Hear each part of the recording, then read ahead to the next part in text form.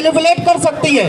वो मैनिपुलेट करने का जो प्रतिशत है वो 30% तक हो सकती है। अगर मान लो अभी लोकसभा का चुनाव होता है तो लोकसभा में 96 करोड़ भारत में मतदाता है, 96 करोड़ में से 75 करोड़ लोग वोट देंगे और 25 करोड़ वोटों को बिल्कुल आसानी से चुराया जा सकता है इस काले कांच की मदद से, जिसको चुनाव आयोग ने अपने मशीन में पारदर्शी कांच को बदलकर काला कांच किया है वीवीपैट में।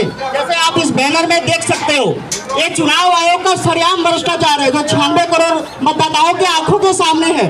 चुनाव आयोग के बाकी कोई भ्रष्टाचार आपको दिख रहा हो या नहीं दिख रहा हो, पर एक काला कांच आपसे छुप नहीं सकता है। आप जितने भी लोग वोट देने गए होंगे आपने देखा होगा मशीन के वीवीपैट में एक काला कांच है, पारदर्शी कांच नहीं है। इसमें जो हाँ बोलो हाँ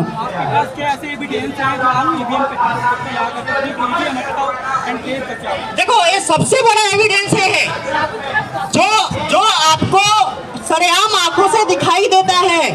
पारदर्शी कांच को बदलकर इलेक्शन कमीशन ने काला कांच लगाया मशीन में।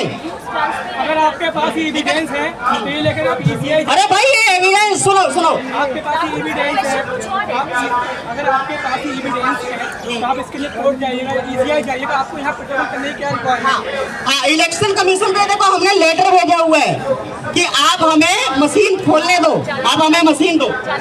हाँ, ये 40,000 का हमने डीडी चेक का ड्राफ्ट में भेजा है, उनका मशीन 38,000 का है।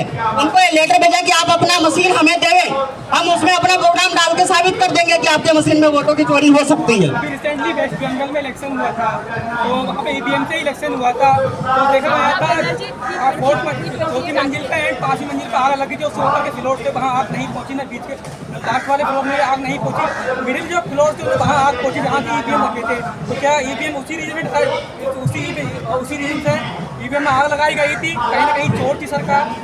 देखो मेरा जो तरीका है, जो हमने खोजा ईवीएम हटाओ सेना और राहुल मेहता जो इसके फाउंडर है, जो उन्होंने खोजा है कि ये काला कांच और लाइट सेंसर की मदद से केवल 10 लोगों की मदद से हम 30 करोड़ वोटों को चोरी कर सकते हैं। 11वें बंदे को मालूम नहीं पड़ेगा। बंगाल में जो मशीनें जली हैं वो उसके अलावा जो और बड़ी चोरी हुई है, क्या पता वीवीपैट की पर्चियों की गिनती ही नहीं हुई हो और बाद में लोग गिनती करने की मांग ना खड़ी कर दें, इसलिए मशीन को ही जला दिया गया। ऐसा भी हो सकता है। देखो उनको भ्रष्टाचार करने के बहुत सारे तरीके हैं, लेकिन ये बिल्कुल आसान तरीका है। सिंपल लोडिंग फाइल के जरिए चोरी वाला प्रोग्राम मशीन में पहुंचा दो और काला कांच और लाइट सेंसर की मदद से 30% वोटों की चोरी कर लो।